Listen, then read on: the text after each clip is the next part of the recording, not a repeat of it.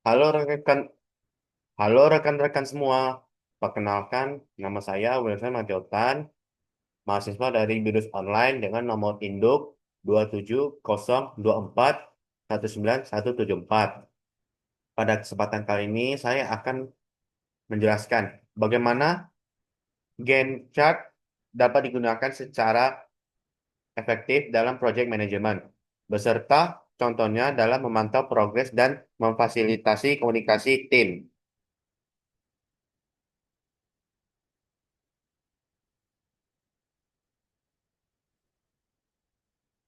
Apa itu Gantt chart? Gantt chart Gantt chart adalah alat visual yang digunakan untuk menampilkan aktivitas proyek dalam bentuk garis waktu atau timeline. Dengan alat ini, kita bisa melihat kapan sebuah tugas dimulai, berapa lama durasinya, dan kapan harus selesai.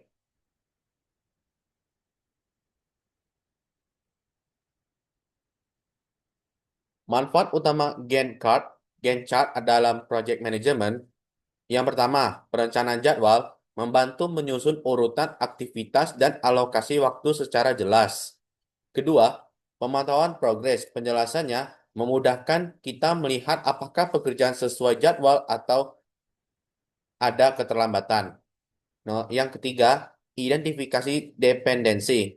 Memperlihatkan aktivitas mana yang harus selesai sebelum tugas lain dimulai. Yang keempat, komunikasi tim. Sebuah anggota, semua anggota tim punya gambaran visual yang sama, sehingga lebih mudah saat rapat evaluasi. Dan yang terakhir, dokumentasi dan pelaporan. Bisa ditunjukkan ke stakeholder untuk update perkembangan project.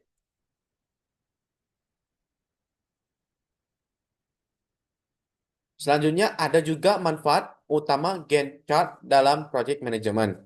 Mari kita ambil contoh project sederhana, yaitu penyelenggaraan event kampus.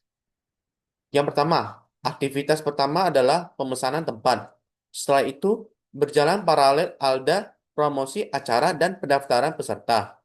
Ketiga, ketika tempat sudah siap, bisa dilanjutkan dengan penataan dekorasi.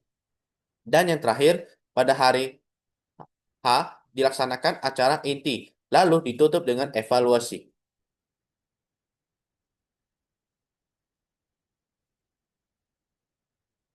Dengan Gantt chart, semua aktivitas tersebut bisa divisualisasikan dalam satu timeline. Misalnya, jika penataan dekorasi tertunda, maka otomatis pelaksanaan acara juga bisa terdampak. Jadi, Gantt chart bukan hanya sekedar jadwal, tetapi juga alat yang efektif untuk mengontrol progres, mempermudah komunikasi antar anggota tim, serta membantu manajer proyek mengambil keputusan yang tepat. Maaf ya guys, ini apa? Suara petir guys. Dan berikut ini adalah gambar Gantt chart product launch plan. Yang pertama ada juga marketing survey, research, coding, testing, bug fixing, presentation, relation.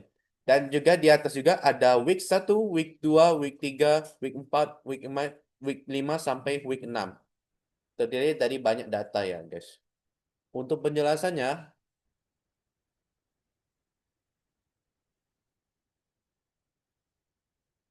sorry guys.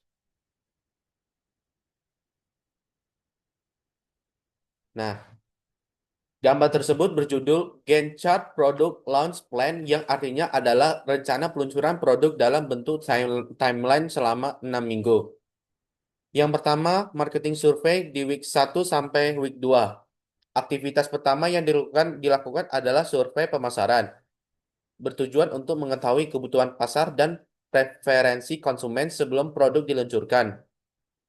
Yang kedua, research week dari week 2 sampai week 3.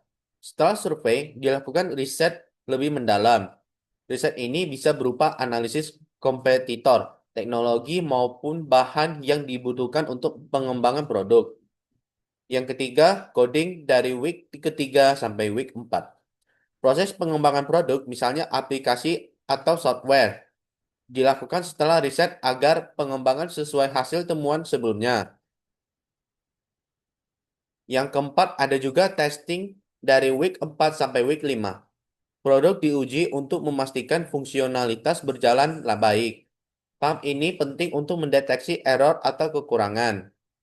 Yang kelima, bug fixing week 5. Perbaikan terhadap error yang ditemukan saat tahap testing dilakukan secara agar produk bisa stabil sebelum presentasi dan rilis. Yang keenam, presentation week 6. Penyampaian hasil project atau demo produk kepada stakeholder, manajemen, atau klien. Dan yang terakhir adalah rilis week 6. Produk resmi diluncurkan ke publik. Ini adalah milestone akhir dari rencana project. Inti dari Gantt chart ini menunjukkan urutan pekerjaan dari awal sampai akhir. Terlihat jelas bahwa beberapa aktivitas overlap, misalnya research dan coding, yang mempercepat waktu pengerjaan. Yang ketiga, menyediakan gambaran kapan aktivitas harus selesai agar tidak menghambat tahap berikutnya. Berikutnya. Apakah sampai di sini? Apakah ada pertanyaan? Nah, jika tidak ada pertanyaan atau ada pertanyaan, silahkan komentar di forum saya ini ya, guys.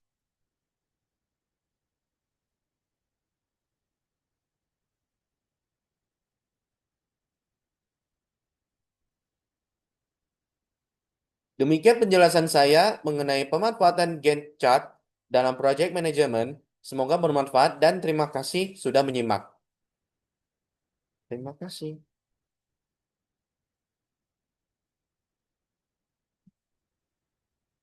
Saya stop share ya.